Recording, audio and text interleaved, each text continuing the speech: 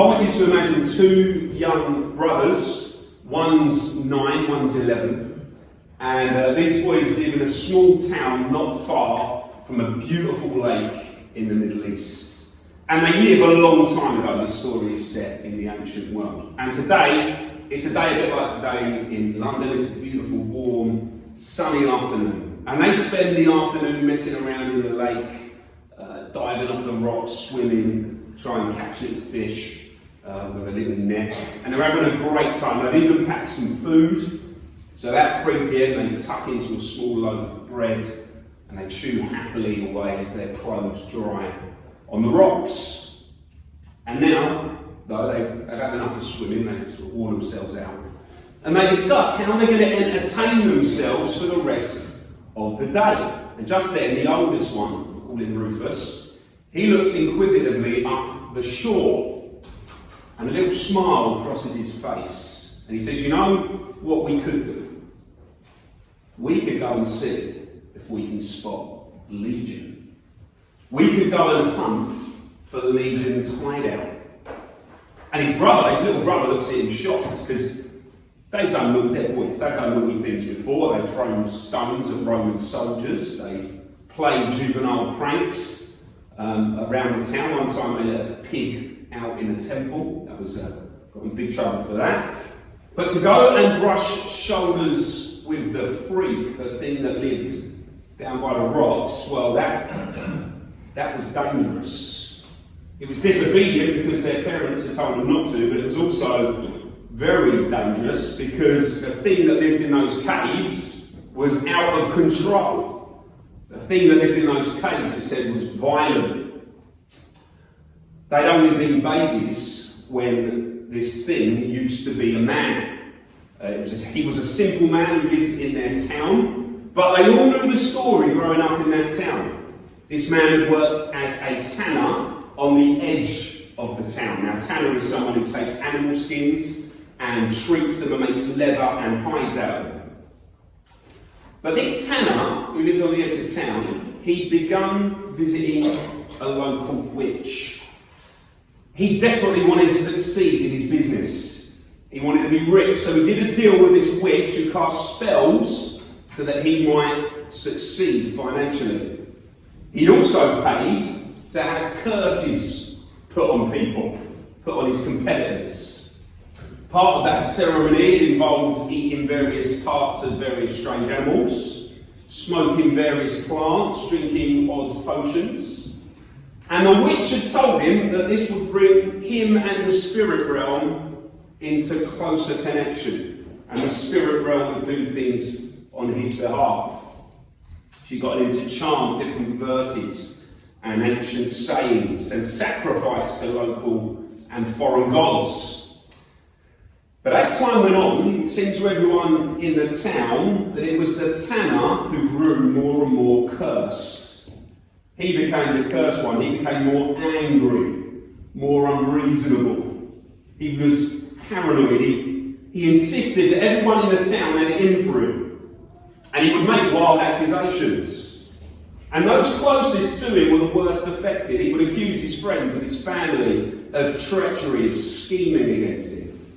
Even after they tried to help him by giving him food and lending him money, he would still hurl insults and curses at the ones closest to him. And then he began keeping strange hours. He'd stay up deep into the night. He'd be asleep during the day. Because he said during the day they were watching him, whoever they were. And slowly this man started to lose his mind. He stopped taking care of himself. He would wander around the town filthy. He wouldn't shave. He wouldn't cut his hair. It all came to a head in the market one week when a trader refused to serve him. This tanner wanted some olives, but since he hadn't paid for the last lot, the market trader said no way, and the man became angry, and an unnatural growl came from deep within him. And within seconds he exploded in a rage and he attacked the market trader. Of course, the rest of the market traders jumped in to help their colleague, and they began beating up the man. But this man seemed to have an unnatural strength. And he broke free and he ran away. So the men gave chase, the townsfolk gave chase, and again they jumped on top of him. Someone grabbed a chain, they looped it around him, they tied him up. But such was his anger, such was his supernatural power, that he pulled these chains apart as if they were strands of wool.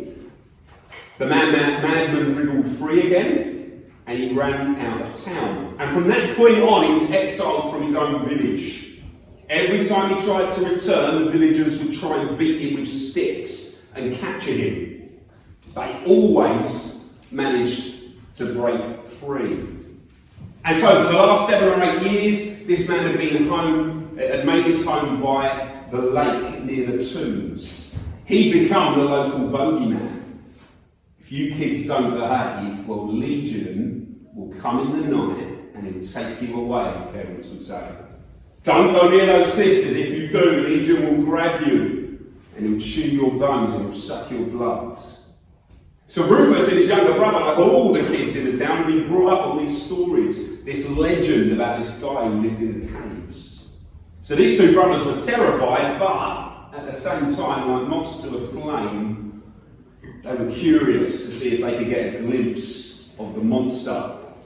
They thought, well, what a story we'll have to tell to our friends next week. So 15 minutes later, there they are, 20 yards away from the entrance of the cave. And they notice that around the cave there are lots of bones. There's animal bones, there's fish bones, there's the remains of fire. And there's a very unpleasant smell. Whenever the wind changes, they get a whiff of human excrement, of dead fish, and just general decay. Stinks. And the air buzzes with flies. They swarm around the entrance of the tomb. And as they stare at this gateway to hell, suddenly there's a strange noise that comes from the cave, and they both shudder. It sends a chill down their spine. Because this noise is somewhere between a scream and a moan. There's something inside that cave. Suddenly the youngest one, Julia, says, well, I'm scared, I'm not going any further, I'm not going in the cave. Rufus, the other one, says, you cowards, I'm not scared. And so he creeps slowly towards the entrance of the cave. Julius looks on, his heart pounding like a bass drum. And Rufus is now 10 yards from the cave entrance. And there's another moan, another cry, and he freezes. But he's not perturbed for long. He keeps going 5 yards, 3 yards, 2 yards, 1 yard. And he leans up against the arch of the cave, and he peers in. And his eyes begin adjusting to the darkness. And there at the back of the cave, just a few metres away, is a man, or what's left of a man. In his bony hands is a sharp flint stone. And all of his concentration, all of his focus is on dragging this sharp stone across his skin, deep into his skin. And the stone cuts his flesh. And as he does, he lets out another scream. His hair is long, it's matted, his face is weather-beaten. And through the gloom, Rufus can see that his skin is like leather. His arms and legs are covered in horrible, pussy scabs and scars. And this man's not wearing a stitch of clothing, he's completely naked. This creature's emaciated, he's all skin and bone, his fingernails are like claws. In fact, Rufus isn't even sure if he's human, maybe he's more animal than he is man. So Rufus is in shock at what he sees. He's not even breathed. But slowly he begins to edge out back into the daylight and thinks this was a terrible, terrible mistake. What was I doing? And as he tries to retreat, his shoulder brushes past a rock, and the rock totters and falls to the floor. Bang! Suddenly the monster's head turns, and he looks up. The beast and the boy are eye to eye. And the demon lets out a terrifying screech. His territory has been invaded. It jumps to its feet, it lunges towards the boy, wanting to destroy him. Rufus, though, is not sticking around for the end of this story, so he turns in panic and he runs as fast as he can. And he screams at Julius, get up, run for your life. And so the two of them are up on their heels, hurtling, sprinting to the safety of their own town. And they don't look back until they're safely home They collapse by the city gates, hot, sweaty, out of breath, panting. And Rufus looks down at his younger brother and says, "Don't you dare tell your mother what we did." Alright, turn your Bibles to page 840. Page 840. Our message today is in Mark's Gospel, chapter 5 and verse 1.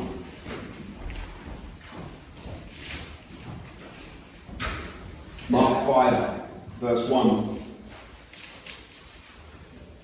They came to the other side of the lake, to the country of the Gerasenes. And when Jesus had stepped out of the boat, immediately there met him out of the tombs a man with an unclean spirit. He lived among the tombs, and no one could bind him anymore, not even with a chain. For he had often been bound with shackles and chains, but he wrenched the chains apart, and he broke the shackles in pieces. No one had the strength to subdue him.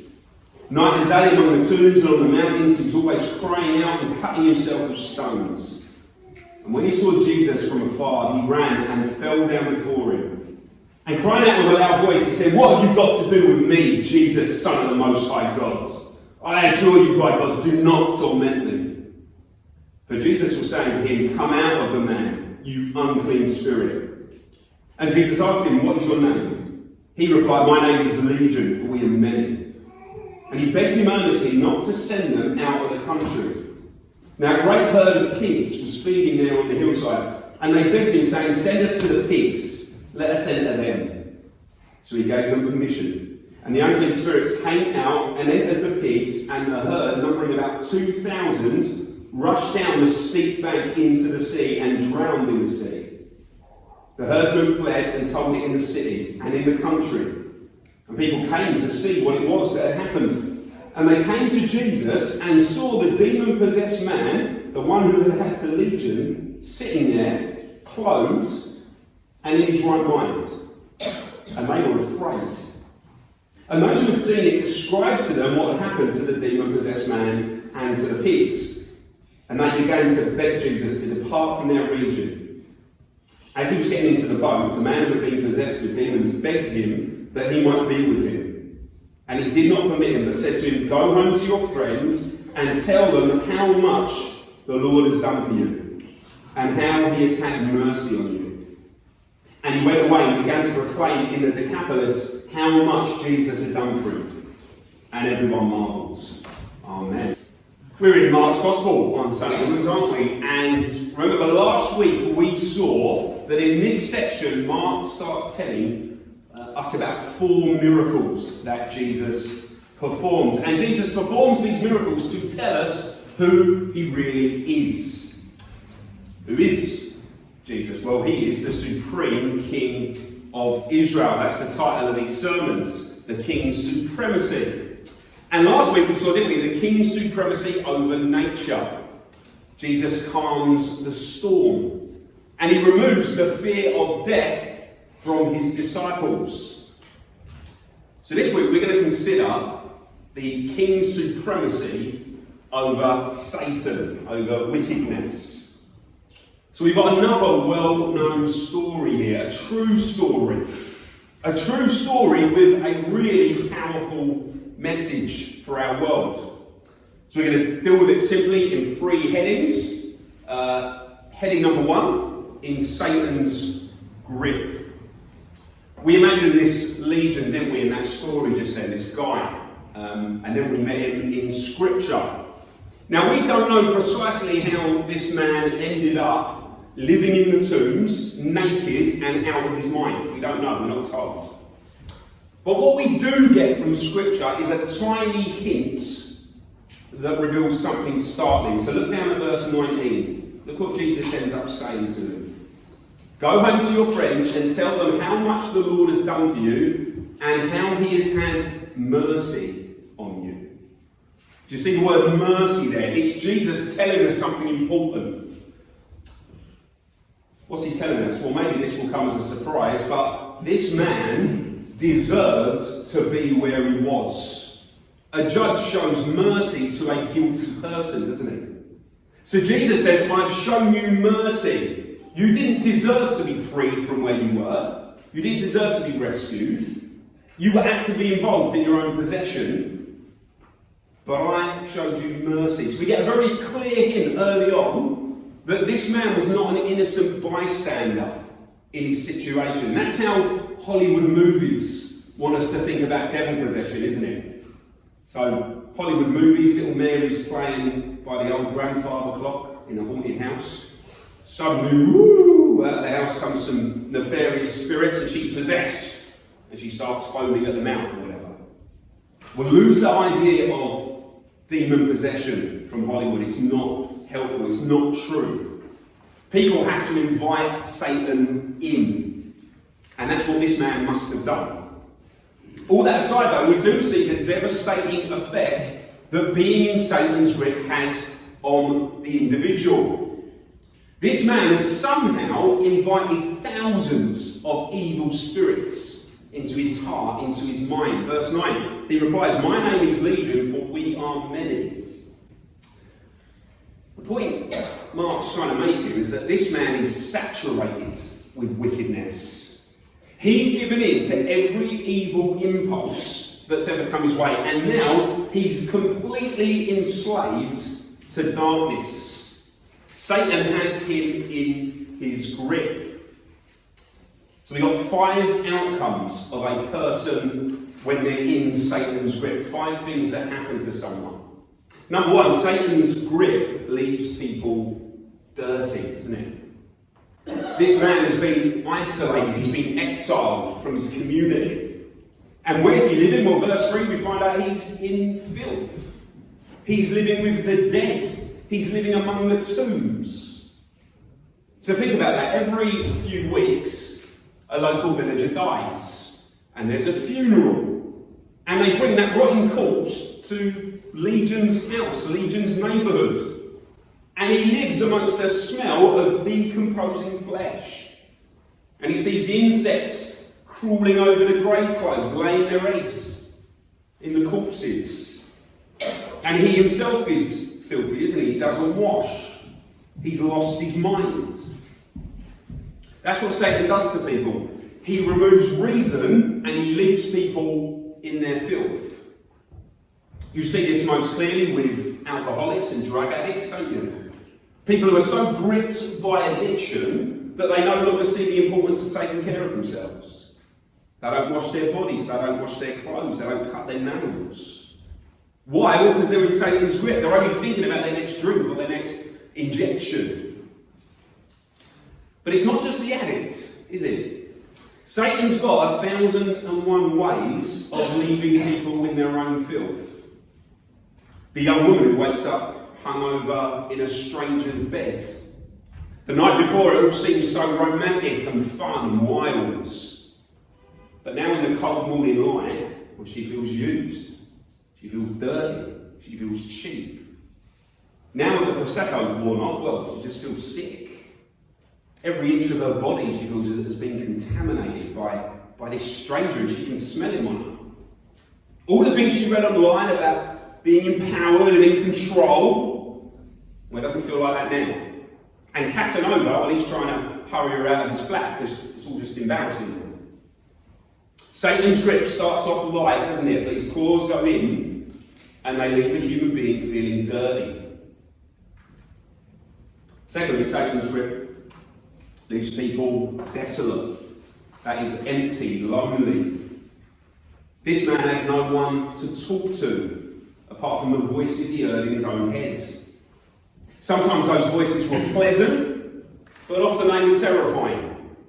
His only friends were the rats and the foxes and the wild animals that lived with him in the cave, maybe the bats.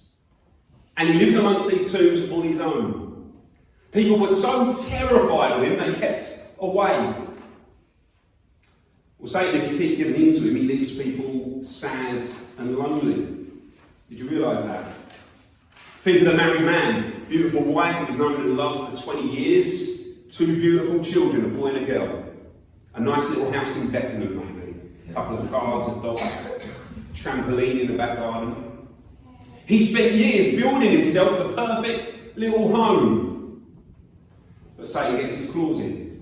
There's a new girl at work, a young lady just out of university. She's bubbly, she's fun. When she talks to him, she makes him feel young again. She reminds him of what life used to be like. Before he'd settled, he used to be footloose, fancy-free, used to be the life of the party. One day after work, they decide to go for a little drink.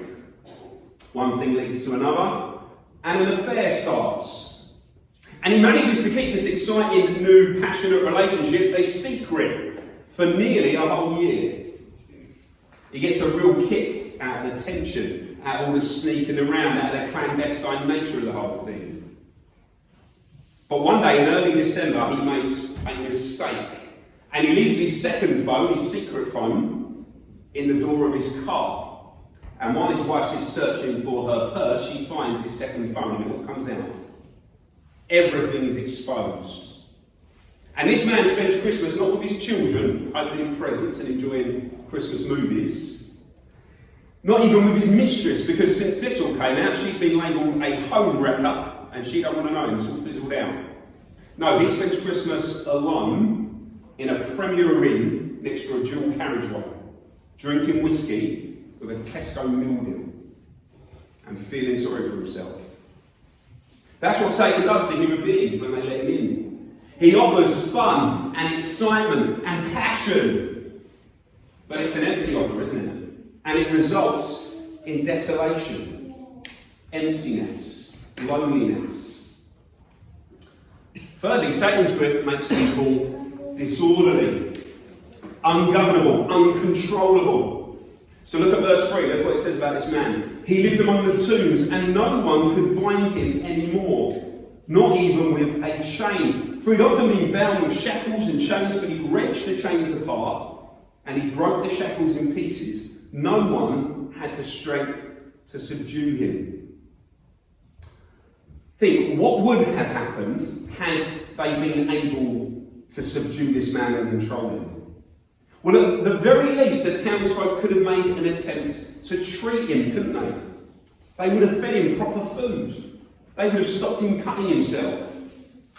He would have been able to visit his family. His family would have visited him. He would have had that human interaction.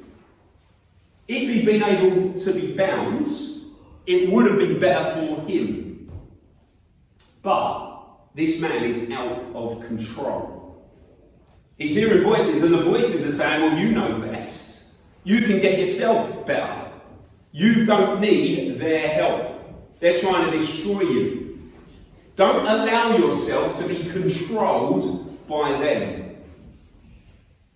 Well, it's sad, isn't it? The further people descend into sin, the more entrenched they become.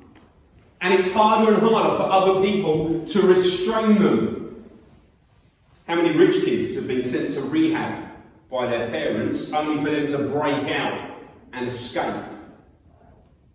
Satan convinces us that we ought not to be restrained. You ought not to be controlled, he whispers. People under Satan's grip, they cannot be bound, even when the consequences of their sin become dire.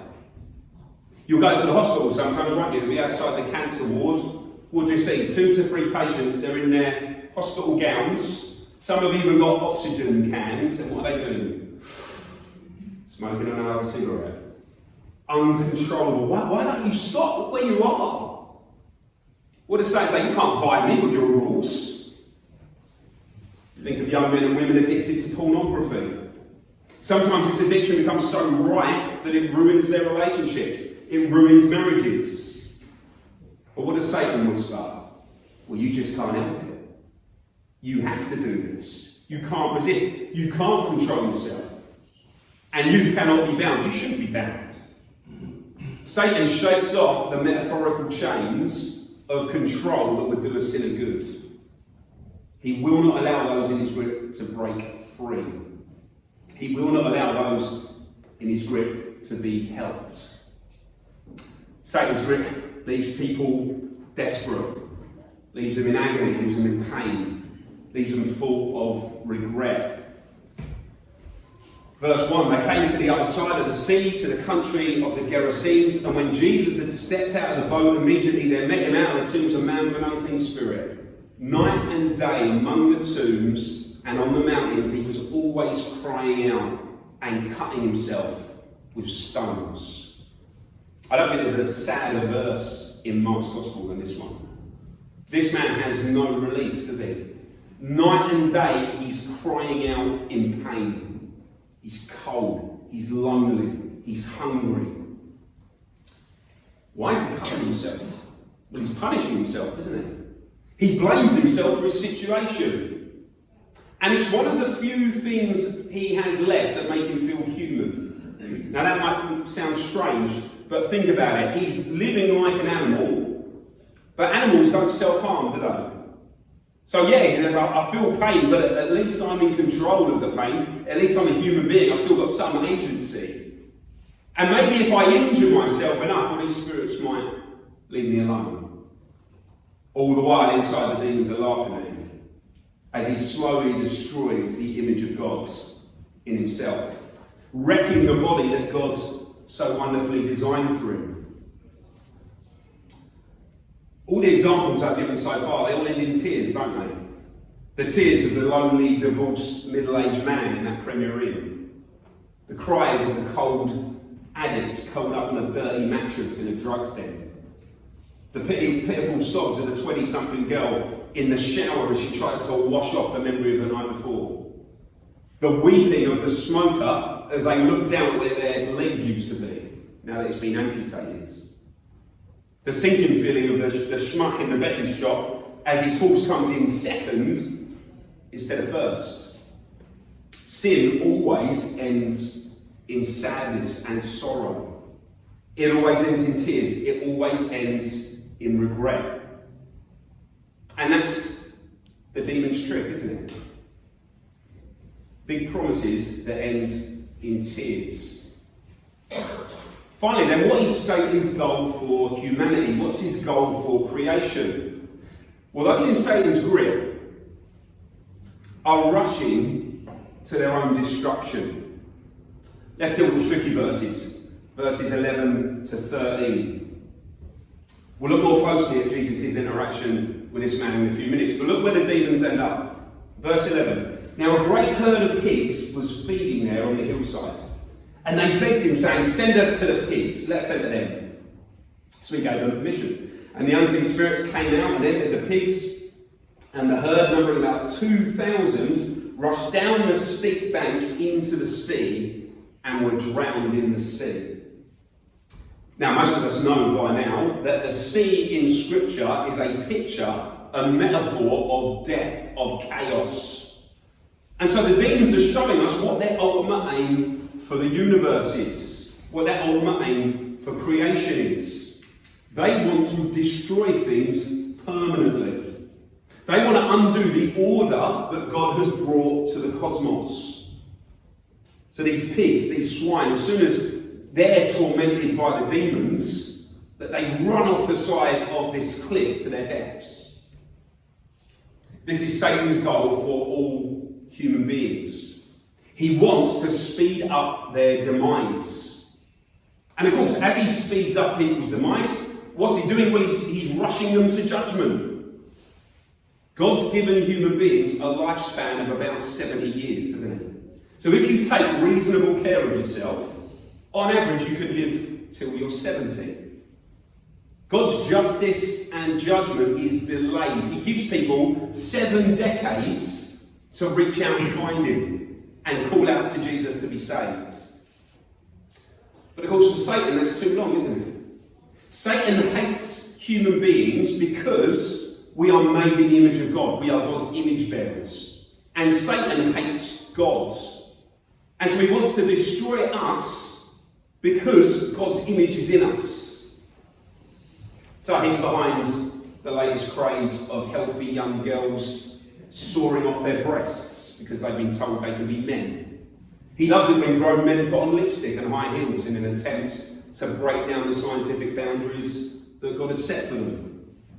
He loves it when people get face tattoos and celebrities get so much plastic surgery they become a laughing stock.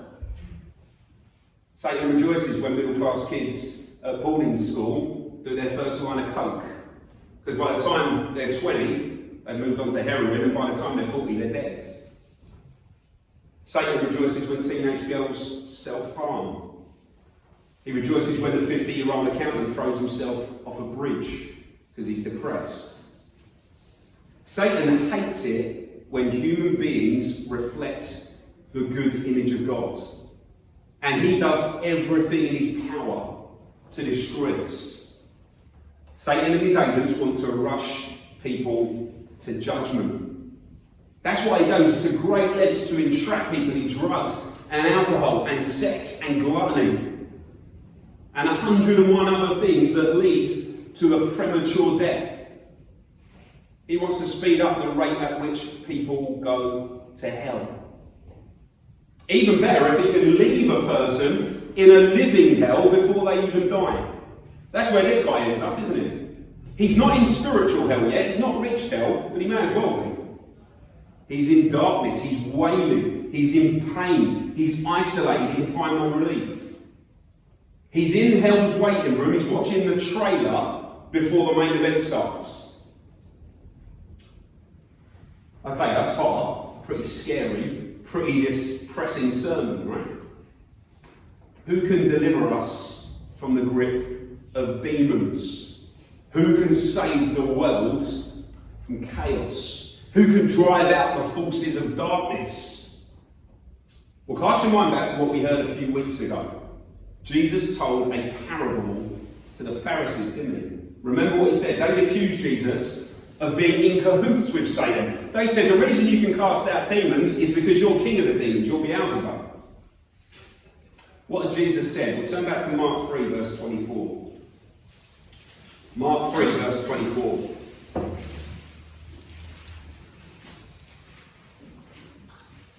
Jesus says in famous words, if a kingdom is divided against itself, that kingdom cannot stand. Verse 26. If Satan has risen up against himself and is divided, he cannot stand, but is coming to an end. And here's the parable. No one can enter a strong man's house and plunder his goods, unless he first binds the strong man, then indeed he may plunder his house. No one in town had been able to subdue this man, had they? He'd broken every chain, every shackle, and destroyed it. But now he was about to meet someone stronger than the evil forces that plagued him. Second point then is transformed by Jesus. Verse 1 to 8, Jesus and his disciples, they probably slept in the boat. Jesus had a cushion, we learned that last time, didn't we? He's had a good kick. It's now the morning after, the night before. Jesus calmed the storm, didn't he, the night before? But now he's arrived in Gentile territory. He's gone across the Lake of Galilee from Capernaum, and he's gone southeast, and now he's in a place called the Gerasenes, or the area of the Gerasenes. It's also in this passage called Decapolis. No sooner have his sandals landed on the shore than there's an almighty screech, a scream, and out runs this madman. He's naked, he's covered in scratches, and the demons are furious that Jesus has come into their territory. How dare he? But at the same time, they're frightened of him. I imagine Peter and James and John, they're the biggest disciples, they're the brave ones. They probably get in between Jesus and the man, trying to protect him. But Jesus pushes him to the side, and he looks into the man's eyes. In verse 8, he says, "Come out of him, you unclean spirits." Verse 7, crying out with a loud voice, the man said, "What have you got to do with me, Jesus, Son of the Most High God? I adjure you, beg you, do not torment me." Well, Jesus then shows that he and he alone has the power and authority to deal with wickedness. He alone is the one who can declaw Satan and his forces. Now, the Old Testament tells us that various evil spirits are tied to various geographical locations. And these demons, they don't want to move zones. So verse 10, they beg Jesus, don't send us out of our country. Don't send us out of this country. This is where we live. It's where we hang out. Jesus agrees. Why should another town have to suffer like this one? Verse 12, they beg him, send us to the pigs, let us enter them. So he gave them permission, and the unclean spirits came out and entered the pigs, and the herd, numbering about 2,000, rushed down the steep bank into the sea and were drowned in the sea. And I love this, verse 14, the herdsmen who are in charge of the pigs, they cannot believe their eyes. They're terrified. They've seen the whole thing happen. And now, it's their pigs. They see the corpses of pigs washing up on the shore. And they run all the way back to town, and everyone they meet, they say something mad has happened, something terrifying has happened. And the news spreads. A few hours later, the elders of the city, they come down to the coast. They want to speak to this holy man, this rabbi, who's caused all these problems. Verse 15, they came to Jesus, they saw the demon-possessed man, the one who had had the legion, sitting there, clothed and in his right mind, and they were afraid. The man who lived in the tombs, the one who was as good as dead, has been completely transformed by the king. And Mark lists 3 changes that have occurred as a result of this meeting with Christ. Number 1, the man's calm, isn't he? He's sitting there. He's calm, he's able to have a conversation with Jesus and his disciples. He's sitting having fellowship with the Messiah. His humanity has been restored. His relationship with God's been restored, isn't it? Because he's sitting with the Son of God, God's King. Where Satan had agitated and angered him, Jesus had brought him peace and calmness. Secondly, he's clothed. I was thinking about this, and maybe I'm stepping over the mark, but I reckon Jesus gives him a set of his own clothes. So Jesus would have received lots of gifts as he travelled around, so he would have had lots of spare clothes. And so Jesus says, well, go down the back of the boat and get him some of my clothes. And if this is the case, if this man ends up wearing Jesus' clothes, it gives us a beautiful foreshadowing of a spiritual reality, doesn't it? Jesus clothes his people with his righteousness. There we were, broken, isolated, separated from God because of our love for sin. We were enslaved to the devil, Ephesians tells us. But here's Jesus, he's the strong man, he frees us, and what does he do? Clothes us in his glory, in his righteousness. Thirdly, finally, being transformed by Jesus means that this man has a clear mind. It says he was clothed and in his right mind. Before we knew Jesus, we revelled in our rebellion, didn't we?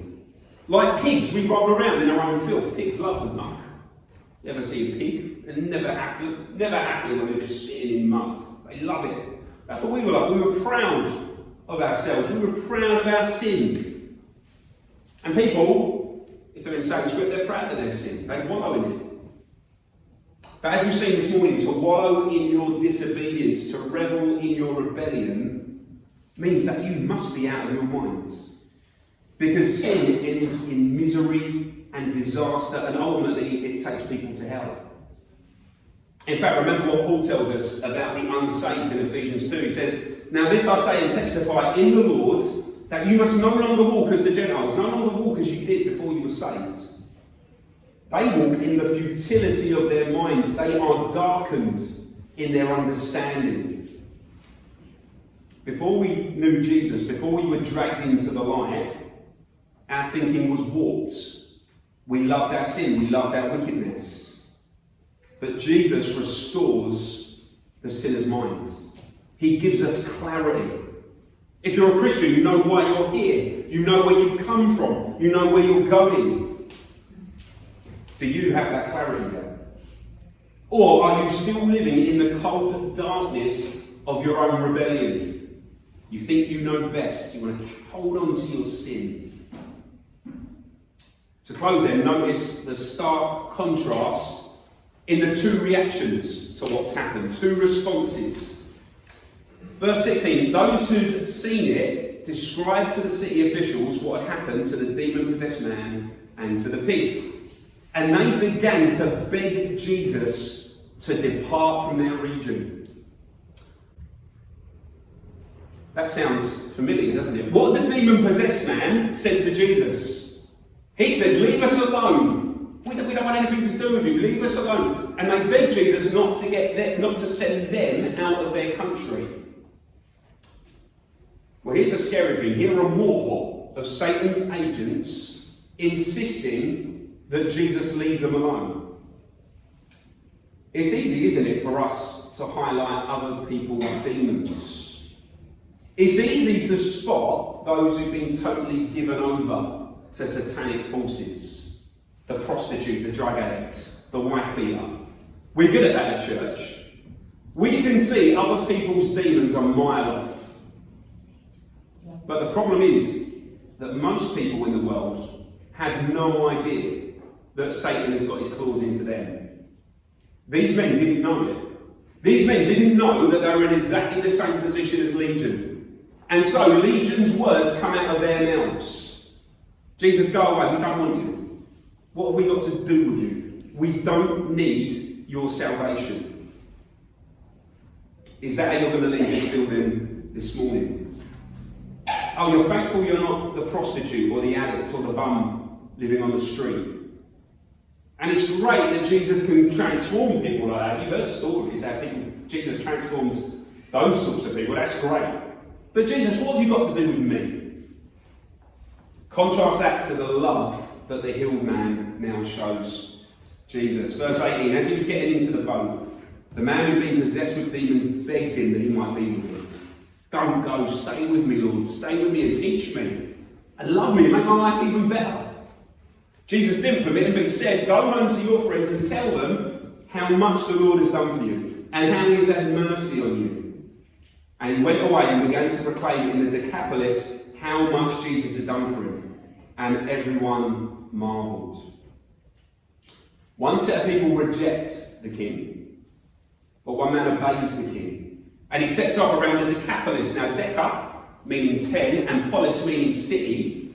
This was an area of 10 cities, 10 Gentile cities. And so he goes around these 10 cities, and in every city he goes in and he tells people that have been transformed. Children who've been brought up to believe that he was the bogeyman, they now see him walking around, calm, clothed, clear. And what's the difference? Well, the difference is Christ. His family embrace him, they hug him. For the first time in years, he sleeps in a real bed and he eats real food. His wounds are healed, his relationship is restored. What are you going to do with this King Jesus? A king who has power we've seen over nature and the power to defeat evil. Will you reject him or will you obey him and be perfectly restored?